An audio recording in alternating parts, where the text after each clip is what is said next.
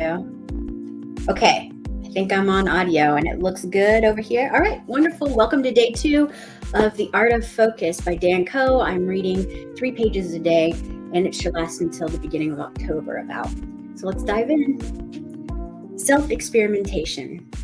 Self-experimentation is not only the way to solve your problems for good, but to make novel discoveries. Experimentation leads to true experience, and true experience is how you differentiate yourself in the marketplace. A doctor can diagnose and prescribe a solution to your problem that he thinks will work.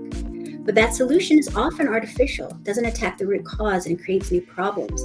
If it can be prescribed, its results are temporary.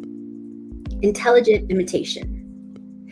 As children, we learned through imitation. We imitate everything around us for the sake of survival. Some end up with more problems, some end up with less, but we all end up in a place that can be improved.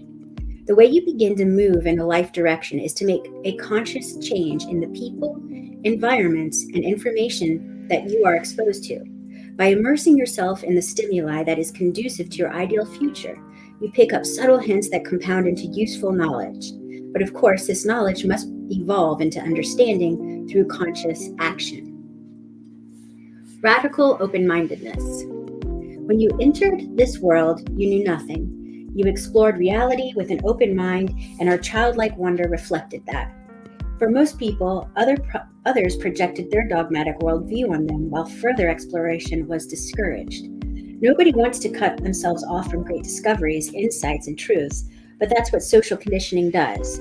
We accept and attach to the limits projected on us. Life is counterintuitive in nature. Some of the deepest truths are hidden under what seems to be silly on the surface. Open-mindedness is how you explore the depths, while most people exist on the surface. Observe and question. Observation is perception without an immediate or reactionary interpretation. When you observe and question, you begin to understand a situation from a big picture perspective.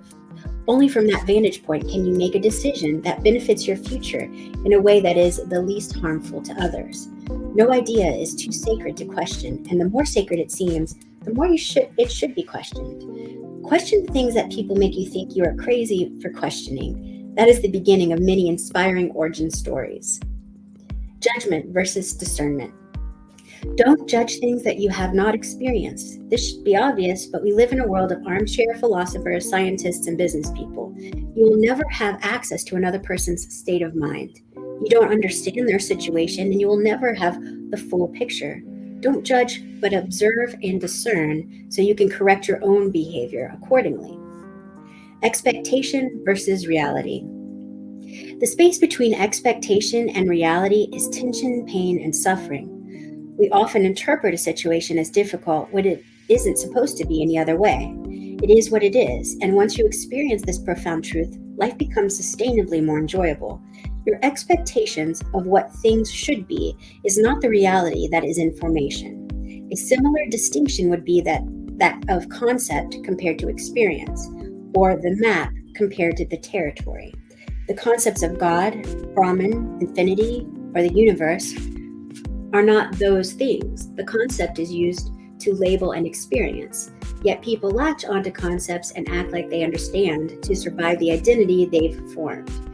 Being comes before knowing, and permanent knowing is an inaccurate representation of the impermanence of being. Radical acceptance.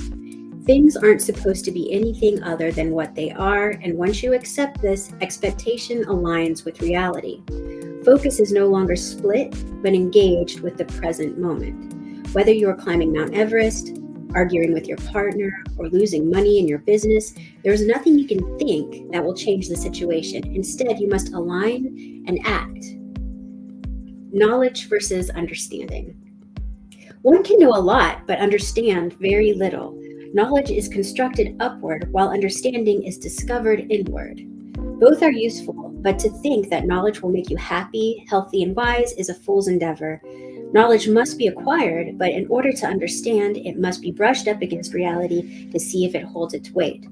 One can philosophize, fabricate, and hard set beliefs by sitting behind a screen. But can they run a business? nurture a relationship, or apply their knowledge to the times they live in. Reality exploration.